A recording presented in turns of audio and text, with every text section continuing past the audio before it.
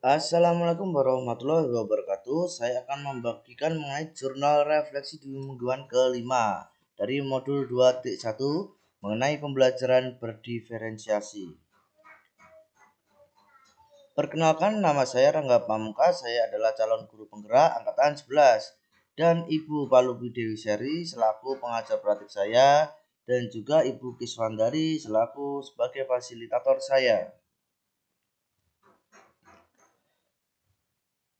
Saya menggunakan model 4C, yaitu diantaranya connection atau koneksi, challenge atau tantangan, konsep, change atau perubahan.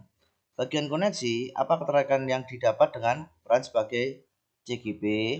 Bagian tantangan, adakah materi atau ide dari narasumber yang berbeda dengan praktik yang dijalankan selama ini.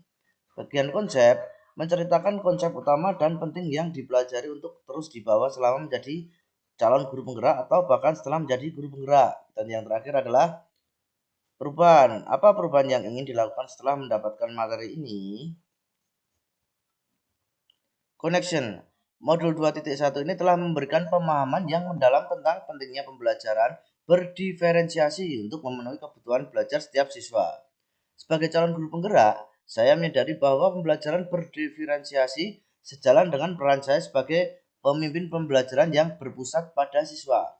Modul ini mengajarkan saya untuk menganalisis dan memetakan kebutuhan belajar murid serta diperkenalkan strategi-strategi yang dapat digunakan untuk memenuhi kebutuhan belajar murid sesuai dengan keunikan dan potensi yang dimilikinya.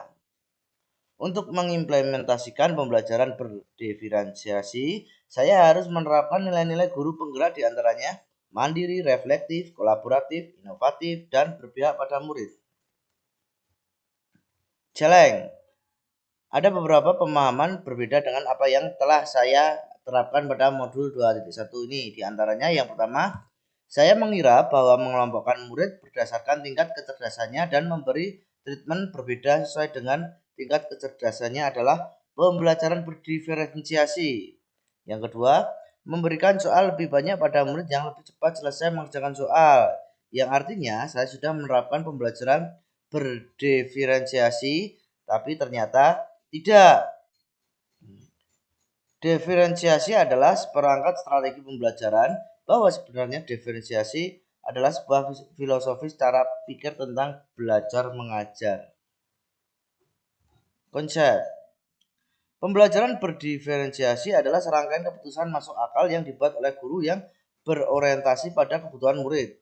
Keputusan yang dibuat berdasarkan yang pertama berpusat pada murid, yang kedua berpusat pada kurikulum, yang ketiga strategi pembelajaran berdiferensiasi, dan yang keempat adalah penilaian berjenjang atau tier assessment. Dan yang keempat yang terakhir adalah change.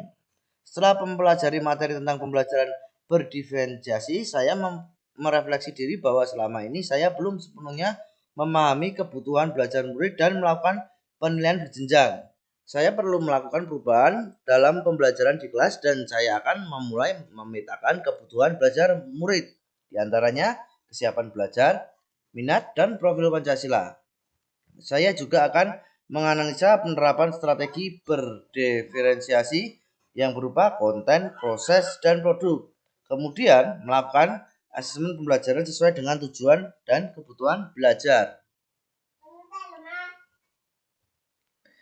Terima kasih, mungkin cukup sekian. Wassalamualaikum warahmatullahi wabarakatuh. Salam guru penggerak, bergerak.